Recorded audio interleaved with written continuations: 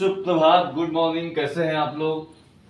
आइए आज हम बात करने वाले हैं बहुत ही महत्वपूर्ण विषय पर, बहुत ही महत्वपूर्ण टॉपिक पर। आज का जो टॉपिक है बहुत ही अलग है, लेकिन बच्चों के भविष्य के लिए बहुत ही महत्वपूर्ण है। इस टॉपिक को आप बिल्कुल समझिएगा, इस टॉपिक को अंत तक देखिएगा तो वीडियो की पूरी सच्चाई आपको समझ में आएगी। आज हम बात करेंगे बहुत ही अलग टॉपिक पे, जो कि बच्चों का और बच्चों के गार्जियन अभिभावक का बहुत ही गंभीर विषय है। पर आप आज का टॉपिक रहेगा नवोदय प्रवेश परीक्षा।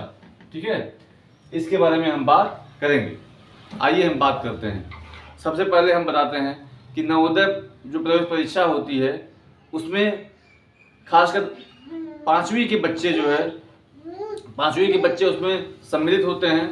और इसमें अगर बच्चे परीक्षा पास करते हैं तो उनको कक्षा 6 से लेकर के 12वीं तक की निःशुल्क पढ़ाई की सरकार प्रदान करती है।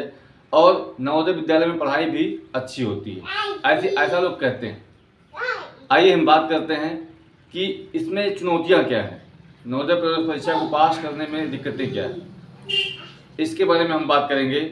और उसके बाद बच्चों का जो दिमाग का जो स्तर है, उनकी जो मानसिकता है वह क्या है, इसके बारे में बात करेंगे। और बच्चों के जो माता पिता हैं उनके ऊपर इस कैसी अपेक्षाएं रहती हैं, क्या क्या दबाव रहता है, उसके बारे में हम बात करेंगे। पूरा वीडियो देखिएगा तभी आपको इस वीडियो में हर चीज़ समझ में आ पाएगा। आइए हम आपको बात करते हैं। सबसे पहले आप ये जानिए कि नवोदय प्रवेश परीक्षा में एक साल में एक जिले की, अगर हम किसी डिस्ट्रिक्ट का आंकड़ा अगर फैक्ट हम लेते हैं, एक जिले का आंकड़ा यह है कि उसमें जो है 32,000 बच्चे सम्मिलित हुए। कितना हुए? 32,000 बच्चे। ठीक है। और सामान्यतः उस जिले में कितनी सीट है? 80 सीट। सीटें कितनी है? 80 सीट। और 32,000 के करीब बच्चे क्या हुए? उस परीक्षा में भाग लिए। ठीक है। अब आप बताइए कि 32,000 में से कितने बच्चे पास होंगे? केवल 80। तो बचते और फेल कितने होंगे? फेल कितने होंगे मतलब जिनको सीट नहीं मिलेगी। फेल शब्द कहना यहाँ गलत है। जिनको जो सीट नहीं पा पाएंगे वो कितने बच्चे होंगे? आपका हो जाएगा यहाँ पे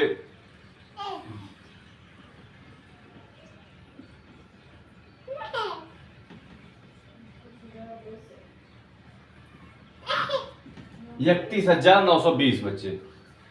ये सब जो है निराश होकर के घर लौट आएंगे और कहेंगे कि हमको जो है नवोदय की सीट नहीं मिली। कहने का मतलब ये है कि प्रवेश परीक्षा का जो परिणाम निकलेगा तो इतने बच्चे क्या हो जाएंगे? निराश हो जाएंगे। और सबसे बड़ी बात यह है कि बच्चे तो बच्चे होते हैं, उनको तो ज़्यादा जानकारी होती नहीं है। बच्चों के जो गार्जियन होते हैं, माता पिता होते हैं, वे सबसे नासमझी करते हैं कि वे इतना अधिक निराश हो जाते हैं कि कहने की कोई बात ही नहीं होती उसमें। वे इतना निराश हो जाएंगे कि अगर हो गया होता, बच्चों के सामने कहेंगे अगर हो गया होता तो ये होता। और उनकी बातों का असर बच्चों पे सीधा पड़ता है। आप समझिए। अब आप इसको समझने का प्रयास करें। आइए आप बताइए कि अगर 80 सीट पे 32,000 बच्चे सम्मिलित हो रहे हैं तो बताइए इनका आंकड़ा क्या है? यानी कि 400 बच्चों के लिए कितनी सीट है? एक सीट है। 400 बच्चों के लिए कितनी सीट है? एक सीट है। ठीक है। यानी कि एक सीट पाने के लिए 400 बच्चों में कंपटीशन है। 400 बच्चों में कंपटीशन है और पाएगा कितना? एक बच्चा। यानी कि बाकी के जो 399 बच्चे हैं वे अपने आप को असफल महसूस करेंगे। प्रवेश परीक्षा का रिजल्ट आने के बाद उनके माता पिता भी कहीं ना कहीं निराश हो जाते हैं, असफल हो जाते हैं। तो बताइए क्या ये सही है? आप बहुत गंभीरता से गहराई सोचिए, बताइए क्या ये सही है? क्या ये जो बच्चे किसी भी कारणवश सीट को नहीं निकाल पाए, क्या वो बच्चे कमजोर थे पढ़ाई में? क्या उन्होंने मेहनत नहीं की? क्या उन्होंने सपने नहीं देखे? क्या उन्होंने दिन रात एक करके नवोदय को पास करने के लिए प्रयास नहीं किया? या क्या उन्होंने हर तरीके से अपने क्षमता से पूरी प्रयास नहीं किया? यह समझना बेहद जरूरी है। ऐसा नहीं है। इन सभी बच्चों ने इतना ही प्रयास किया जितना इस एक बच्चे ने किया। हो सकता है इसमें से कुछ बच्चा ऐसा भी होगा जो कि जो सीख पाया है उससे भी कहीं ज़्यादा मेहनत किया हो।